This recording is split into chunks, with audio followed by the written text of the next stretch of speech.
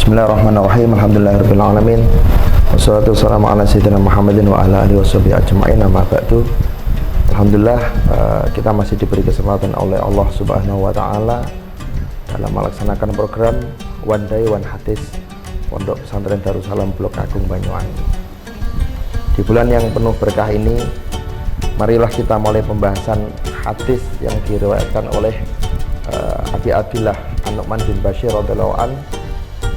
Qala sami'tu Rasulullah sallallahu alaihi wasallam yaqul innal halala bayyinun wa innal harama bayyinun wa bainahuma umurun mushtabihatun la ya'lamuhunna katsirun minan nas. Faman ittaqa asy-syubhat faqad istabra'a li dinihi wa 'irdihi. Wa man waqa'a fi syubhat waqa'a fil haram. Karra'i yar'a haulal hima yushiku ayyarta'a fihi. Ala wa inna likulli malikin himan. Ala wa inna himallah maharimuhu. Ala wa inna fil jasadi mudghatan idza salahat salahal jasadu kulluh wa idza fasadat fasadal jasadu kulluh. Hadis ini diriwayatkan dari Nu'man bin Bashir. Beliau berkata, saya mendengar Rasulullah SAW mengatakan bahwasanya sesungguhnya sesuatu yang halal itu jelas kehalalannya, sedangkan sesuatu yang haram itu jelas keharamannya. Dan di antara al-halal wal haram itu terdapat sesuatu yang syubhat, yang samar, yang tidak diketahui oleh banyak orang. Barang siapa yang terjerumus dalam sesuatu yang syubhat, maka orang itu sama saja dengan terjerumus terhadap sesuatu yang haram. Seperti penggembala yang mengembalakan hewannya di sekitar ladang yang haram untuk dimasuki, maka lambat laun dia akan memasukinya. Setiap raja mempunyai larangan dan Allah juga mempunyai larangan. Di dalam jasad seseorang terdapat segumpal daging. Jika daging itu baik, maka seluruh tubuhnya akan menjadi baik. Dan jika buruk, maka semuanya juga akan menjadi buruk. Dia adalah hati. Ada beberapa poin penting yang perlu kita pahami dalam hadis ini, bahwasanya hadis ini merupakan hadis yang faedahnya banyak sekali di dalamnya. Hadis ini juga bagian dari satu hadis yang menjadi poros ajaran Islam. Sebagian ulama mengatakan hadis ini termasuk bagian dari thuluthul ilmi atau sepertiga dari ilmu. Abu Dawud mengatakan hadis ini merupakan seperempat dari ilmu.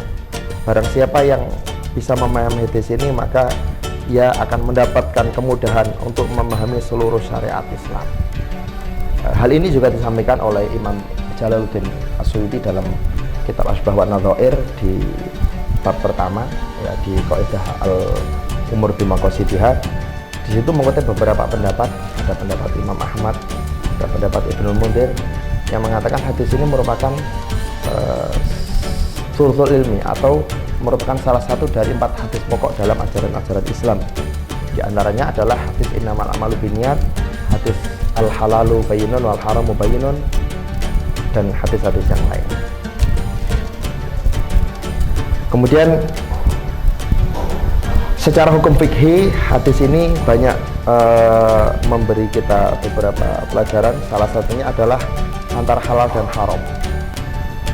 Imam Nawawi mengatakan dalam syarahnya Arba'in Nawawi, halal adalah sesuatu yang jelas yang tidak ada keraguan di dalamnya, seperti makanan-makanan yang biasa kita konsumsi.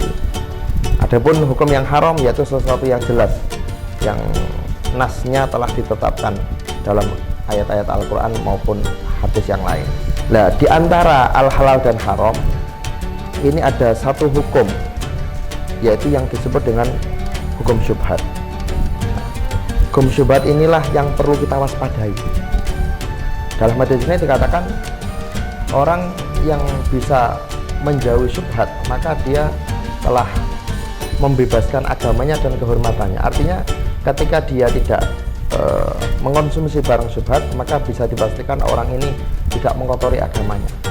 Begitu juga orang yang terjerumus dalam sesuatu yang syubhat, ini lama kelamaan dia bisa jadi terjerumus dalam keharuman. Bagi orang yang wirai, sudah seharusnya dia tidak mau untuk mengonsumsi barang yang syubhat, karena lama kelamaan syubhat itu akan menjadikan dirinya terjerumus dalam keharuman. Ada ulama yang mengatakan syubhat itu ada 3 bagian.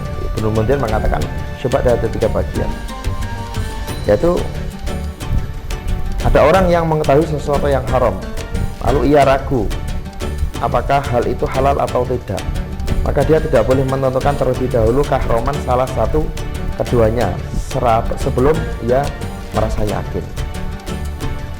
Begitu juga sebaliknya, kadang ada sesuatu yang halal dan haramnya itu sama, maka lebih baik kita meninggalkan. Kalau dalam pembahasan fikih ini bisa kita terapkan, semisal dalam fikih dikatakan kita bertransaksi dengan orang lain, yang orang lain itu hasil atau orang lain itu pencahariannya itu sesuatu yang masih diragukan. Semisal kita punya seorang tetangga yang mungkin pekerjaan yang haram, dia seorang pencuri atau apa, dan kita ragu jangan-jangan uang yang dimilikannya itu adalah uang hasil kejahatan. Maka ketika kita bertransaksi dengan orang tersebut, ini bagian dari syubhat, artinya lebih baik kita hindari. Meskipun ulama fikih tidak memastikan ini haram, akan tetapi ulama-ulama seperti Imam Ghazali mengatakan transaksi seperti ini lebih baik kita hindari daripada kita nanti terjerumus dalam. Ulama-ulama terdahulu sering mendawahkan tentang keutamaan meninggalkan syubhat. Semisal Abu Darda mengatakan kesempurnaan takwa seseorang itu ketika dia takut kepada Allah sampai ia takut terhadap perkara yang kecil, artinya perkara kecil yang bisa menjadikan dia jauh dari Allah. Ketika meninggalkan sesuatu yang dipandang sebagian orang bahwa itu halal, tetapi ia takut bahwasanya perkara itu haram, maka sesuatu itu ketika ditinggalkan berarti dia termasuk orang yang meninggalkan syubhat. As-Sa'uri mengatakan orang yang bertakwa dinamakan muttaqin karena mereka takut dari hal-hal yang tidak ditakuti. Dan masih banyak lagi perkataan para ulama tentang masalah syubhat. Kemudian hadis ini juga memberikan pemahaman terkait keutamaan hati. Jadi hati yang baik itu akan membuahkan anggota tubuh yang lain untuk berbuat baik, karena hati itu adalah penggerak dari semuanya. Ketika hati seseorang baik, maka perbuatannya, perkataannya insya Allah juga baik. Hati yang selamat atau hati yang bersih adalah hati yang mendapatkan kemenangan di sisi Allah. Hati yang mendapatkan kemenangan di sisi Allah.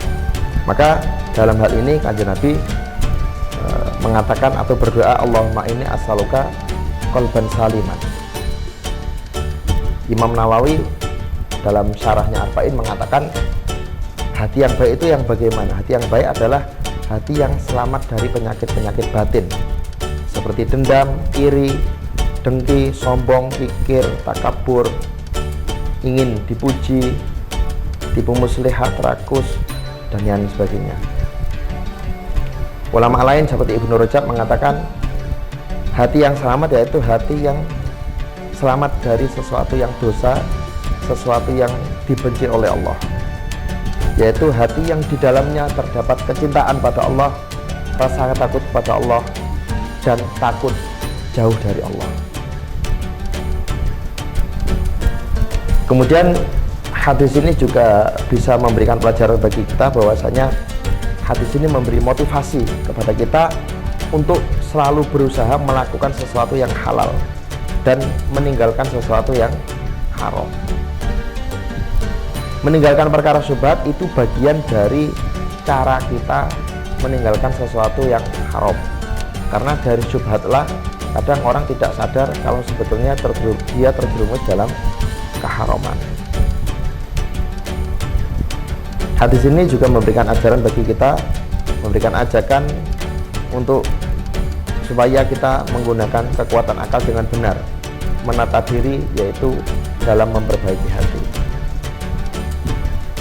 Mungkin sekian yang bisa saya sampaikan terkait hadis al-halalu bayyinun wa haramu bayyinun. Semoga apa yang kita pelajari dari hadis ini bisa memberikan manfaat bagi kita semua. Amin ya rabbal alamin. Demikian, wassalamualaikum warahmatullahi wabarakatuh.